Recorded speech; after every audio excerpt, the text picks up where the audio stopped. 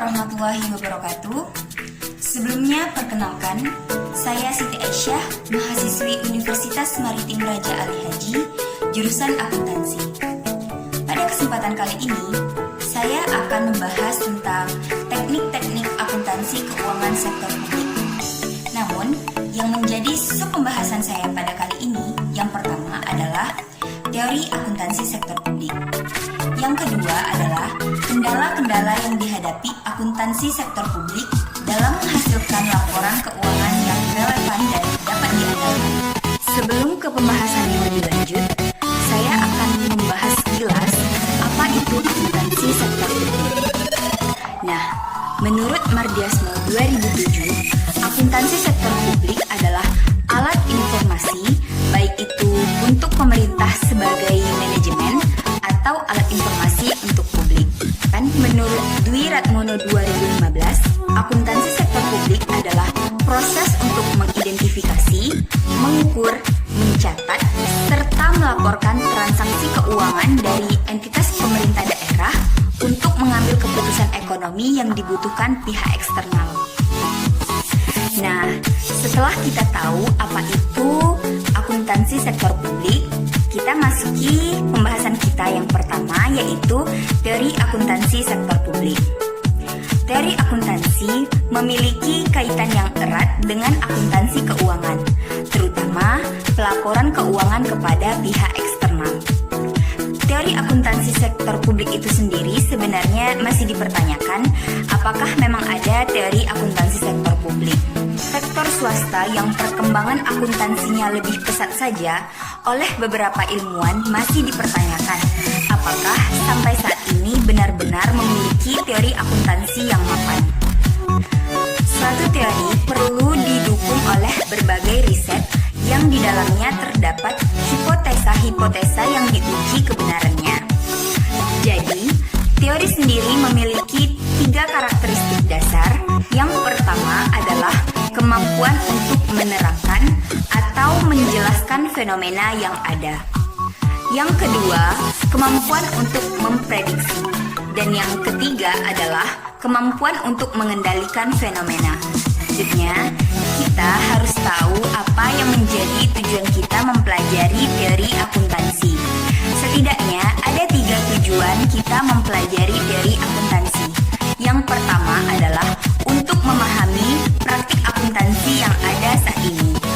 Yang kedua adalah mempelajari kelemahan dan kekurangan dari praktik akuntansi yang ada saat ini dilakukan. Dan yang ketiga adalah memperbaiki praktik akuntansi di masa yang akan datang. Jika dikaitkan dengan bangunan dari suatu ilmu atau body of knowledge, akuntansi sektor publik dikatakan memiliki teori yang mapan apabila terpenuhi beberapa persyaratan. Teori yang baik memiliki syarat-syarat, akurat, berfalsafah, mampu menjelaskan sesuatu dengan sangat jelas, dan juga tetap konsisten dimanapun teori itu berada. Oh ya, tadi saya ada menyinggung sekilas bahwa teori akuntansi sektor publik berkaitan erat dengan akuntansi keuangan. Kira-kira apa yang menjadi alasannya? Jawabannya adalah karena akuntansi sektor publik merupakan salah satu cabang dari ilmu akuntansi itu sendiri. Maka dari itu, teori akuntansi sektor publik sangat tergantung pada perkembangan ilmu akuntansi. Pengembangan akuntansi sektor publik dilakukan untuk memperbaiki praktik yang ada saat ini. Hal ini adalah upaya untuk meningkatkan kualitas laporan keuangan sektor publik, yaitu laporan keuangan yang mampu menyajikan informasi keuangan yang relevan dan juga dapat diandalkan. Namun, untuk menghasilkan laporan keuangan sektor publik yang relevan dan juga dapat diandalkan, tentunya ada beberapa kendala yang harus dihadapi akuntansi sektor publik. Hambatan tersebut adalah objektivitas, konsistensi, daya banding, tepat waktu, ekonomis dalam penyajian laporan, dan juga materialitas. Objektivitas merupakan kendala utama dalam menghasilkan laporan keuangan yang relevan. Laporan keuangan disajikan oleh manajemen untuk melaporkan kinerja yang telah dicapai oleh manajemen selama periode waktu tertentu kepada pihak eksternal yang menjadi stakeholder organisasi. Dalam hal ini, tentu saja seringkali terjadi masalah objektivitas laporan yang disebabkan adanya benturan kepentingan antara kepentingan manajemen dengan kepentingan stakeholder. Manajemen tidak selalu bertindak untuk kepentingan stakeholder. Namun, seringkali manajemen bertindak untuk memaksimumkan kesejahteraan mereka sendiri dan mengamankan posisi mereka tanpa memandang bahaya yang ditimbulkan terhadap stakeholder lain. Misalnya, karyawan, investor, kreditor, dan lain-lain. Masalah objektivitas juga dapat dijelaskan melalui teori kontrak atau contracting theory. Kemudian, proses kontrak menghasilkan hubungan keajenan.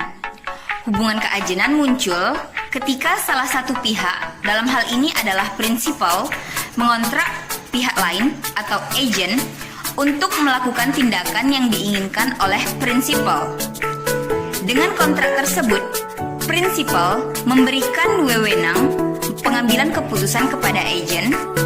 Dengan kontrak tersebut, prinsipal memberikan wewenang sepenuhnya kepada si agent dalam pengambilan keputusan. Prinsipal dan juga agent, kedua-duanya adalah utility maximizer, maka tidak ada alasan yang dapat diyakini bahwa agent akan selalu bertindak untuk kepentingan prinsipal.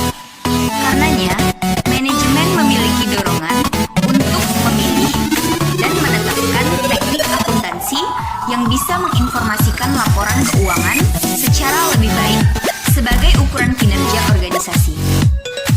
Oleh karena itu, teknik akuntansi yang digunakan manajemen harus memiliki derajat objektivitas yang dapat diterima semua pihak yang menjadi stakeholder. Konsistensi. Konsistensi mengacu pada penggunaan metode atau teknik akuntansi yang sama untuk menghasilkan laporan keuangan organisasi selama beberapa periode secara berturut-turut. Tujuannya adalah agar laporan keuangan dapat dibandingkan kinerjanya dari tahun ke tahun. Organisasi memiliki orientasi jangka panjang. Oleh karena itu, agar tidak terjadi keterputusan proses evaluasi kinerja organisasi oleh pihak eksternal, maka organisasi perlu konsisten dalam menerapkan metode akuntansinya. Daya banding. Dalam hal ini, daya banding berarti bahwa laporan keuangan suatu organisasi dengan organisasi lainnya yang sejenis bisa dibandingkan kinerja organisasinya. Tepat waktu.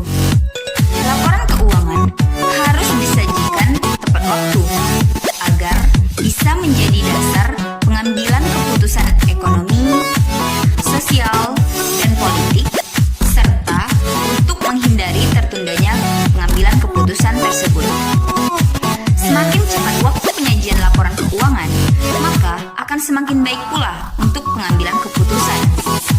Masalahannya adalah semakin banyak keputusan informasi, maka semakin banyak pula waktu yang dibutuhkan untuk menghasilkan berbagai informasi tersebut. Ekonomis dalam penyajian laporan. Dalam penyajian laporan keuangan, tentu saja membutuhkan biaya. Semakin banyak informasi yang dibutuhkan, maka semakin banyak pula atau semakin besar pula biaya yang dibutuhkan. Kendala ekonomis dalam penyajian laporan keuangan bisa berarti bahwa manfaat yang diperoleh harus lebih besar dari biaya yang dikeluarkan untuk menghasilkan laporan keuangan tersebut. Dan yang terakhir adalah materialitas. Jadi, suatu informasi dianggap material apabila mempengaruhi keputusan. Atau, jika informasi tersebut dihilangkan, akan menghilangkan keputusan yang berbeda. Nah, pada kesempatan kali ini, saya akan mengangkat studi kasus yang terjadi di Provinsi Riau, yang mana judul jurnalnya itu adalah Analisis Faktor-Faktor yang Mempengaruhi Kualitas Informasi Laporan Keuangan Pemerintah Daerah Provinsi Riau. Nah, yang ini dilakukan pada 83 satuan kerja perangkat daerah yang terdiri dari dinas dan badan di Kabupaten Bengkalis, Pekanbaru, dan teknik pengambilan sampel secara purposive sampling, dan pengumpulan datanya itu melalui kuesioner yang disebarkan kepada 166 orang responden, dan juga datanya ini diolah dengan program SPSS versi 21 dengan teknik analisis regresi linear berganda. Di dalam jurnal ini menyebutkan bahwa laporan keuangan itu harus disusun berdasarkan standar akuntansi yang berlaku. Terus juga untuk menghasilkan laporan keuangan sektor publik yang relevan dan dapat diandalkan, terdapat beberapa kendala yang dihadapi akuntansi sektor publik. Hambatan tersebut adalah objektivitas, konsistensi, daya banding, tepat waktu, ekonomis dalam penyajian laporan, dan juga materialistik.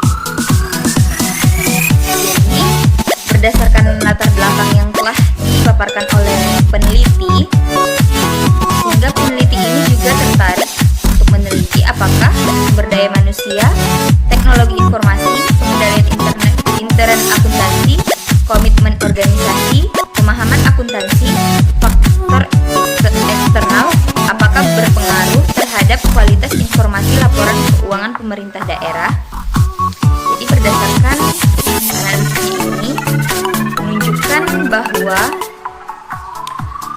sumber daya manusia, teknologi informasi, pengendalian intern akuntansi, pemahaman akuntansi, dan faktor eksternal secara parsial berpengaruh terhadap kualitas informasi laporan keuangan pemerintah daerah. Sedangkan untuk komitmen organisasi tidak berpengaruh terhadap kualitas informasi laporan keuangan pemerintah daerah. Oke, sekian video dari saya hari ini. Assalamualaikum warahmatullahi wabarakatuh.